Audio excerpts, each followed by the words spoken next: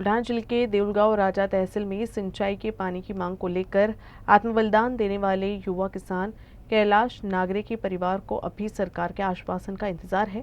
1 साल पहले मुख्यमंत्री देवेंद्र फडणवीस ने उनके परिवार की जिम्मेदारी लेने का वादा किया था, लेकिन आज तक वो वादा पूरा नहीं हुआ। ऐसे में पारिवारिक आर्थिक संकट से जूझ रहा ये परिवार सरकार से न्याय की मांग कर रहा है। म्हणजे एक अतिशय दुर्दैवी घटना आपल्याकडे झाली ती म्हणजे कैलास नांगरे या पुरस्कार प्राप्त शेतकऱ्यांची आत्महत्या। त्यांची मागणी होती की संत चोखामेळा सागर प्रकल्पातील शिल्लकचे पाणी हे खडकपूर्णा नदीत सोडले जाणारे पाणी जलसंधारण विभागातील शिवणी आरमाळ येथील लघु प्रकल्प डाव्या कालव्याद्वारे सोडावे। पण दुर्दैवाने त्यानंतर त्यांनी आपली जीवनयात्रा संपवली, त्यांनी आत्महत्या केली। त्याच्यामध्ये त्यांनी 3-4 गोष्टी लिहिल्या। त्यात एक त्यांनी आव्हान केलंय की आमच्या भागामध्ये पाण्याची समस्या आपण सोडवावी, आमच्या भागात पाणी आणावं।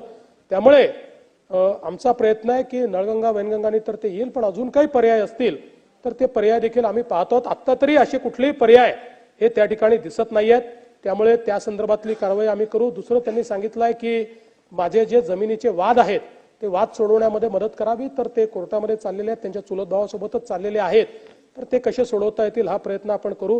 तिसरी त्यांनी एक अपेक्षा व्यक्त केली की माझ्या मुलांचा सांभाळ हा त्या ठिकाणी सरकारने करावा। निश्चितपणे त्यांच्या मुलांना दत्तक घेऊन आणि त्यांचं पुढचं शिक्षण वगैरे योग्य प्रकारे झालं पाहिजे याची व्यवस्था ही सरकारच्या वतीनं किंवा आम्ही पर्सनली त्या ठिकाणी लावण्याचा प्रयत्न करू। आम्हाला शासनानं 3 कबूल केले, त्यांनी मुलं दत्तक घेऊ, 50 लाख रुपये देऊ आणि मुलीला सरकारी नोकरी देऊ। पण आम्ही त्यांना म्हटलं की मुलगा सरकारी नोकरी नको आम्हाला, कारण आम्हाला फक्त पोलीस पाटलाची नोकरी दिली तर फार चांगलं होईल, आमचं घरदार चालेल, मुलं शिक्षण चालत। त्या 3 मागण्यामधून त्यांनी एकही मागणी आमची पूर्ण केली नाही आतापर्यंत। आमचा मुलगा 12 गावच्या पाण्याकरता शहीद झाला, काही कर्जबाजारी नव्हता। आता मागणी आमच्या फक्त मुलीला पोलीस पाटलाची नोकरी द्यावी आणि 50 लाख रुपये द्यावे। शासनाकडून किंवा मुख्यमंत्र्यांचं पत्र पाठवलं आम्ही, त्यांच्याकडून काही आल्यानंतर देऊ।